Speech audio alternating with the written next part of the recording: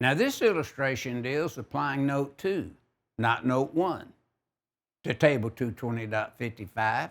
And what does Note 2 consist of? We'll look at your ranges up there. This is where you have 3 ranges that's on the service. Now notice we have a 9, a 18, and a 24. So how are you going to handle that? How would you handle that to meet state, county, or city codes without amendments? Well, the question is, in the problem, what is the demand load in VA for a branch circuit serving 9 kW, 16 kW, and 24 kW ranges?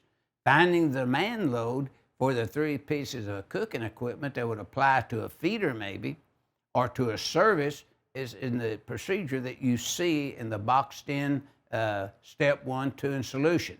Now step 1, we're going to apply Note 2. We take 12 kW range. How'd we get it? The 9 kW, according to Note 2, is brought up to a 12.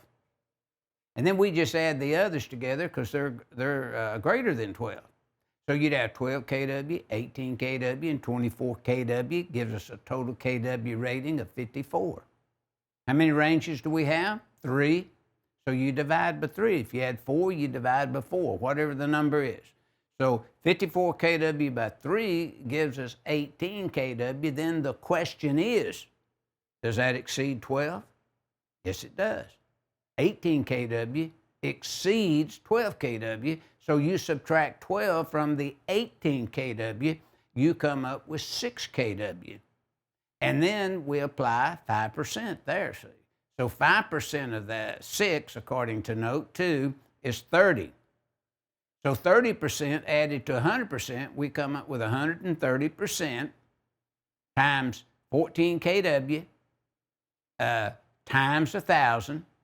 We come up with 18,200.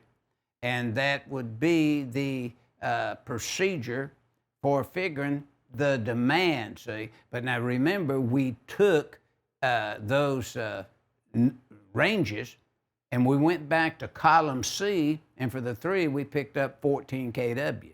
That's where the 14 kW come from. I don't want to get too far ahead and you say, well, where in the heck did they get 14 kW?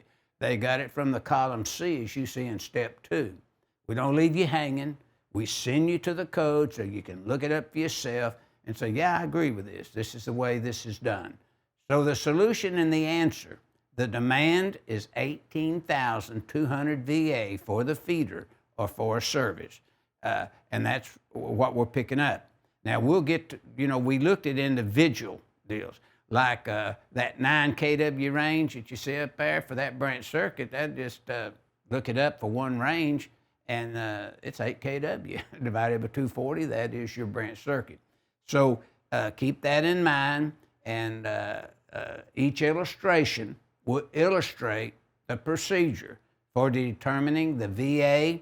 And the VA you can divide by 240 volts if they're 240 volt ranges, and that would give you the amps if you were converting VA to amps. So again, I'm a little repetitious at times, but the reason I do that is because you may just come to this figure. You haven't looked at any figures in front of it. So I kind of want to keep this going so that you wouldn't have to go back and review anything. The information is given to you in this one illustration. So our figure 14-8 is illustrating how to apply the Note 2 to Table 220.55 based upon the number of ranges.